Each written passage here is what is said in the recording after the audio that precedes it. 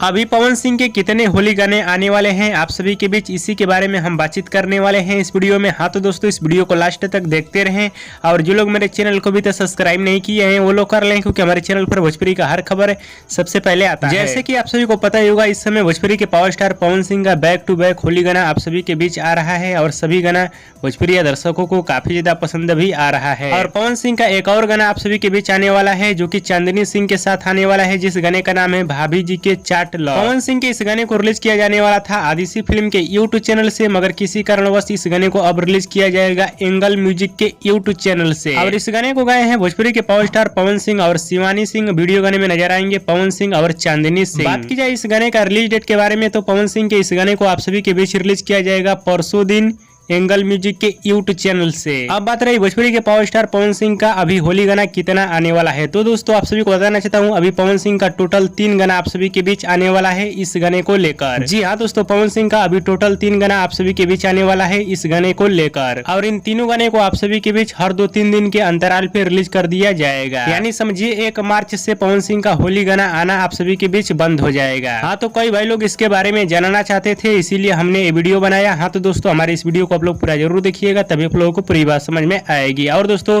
भोजपुरी के power star Pawan Singh और चांदनी सिंह का वीडियो पसंद आए तो ज्यादा लाइक करें, कमेंट करें, शेयर करें, सब्सक्राइब करें। धन्यवाद दोस्तों।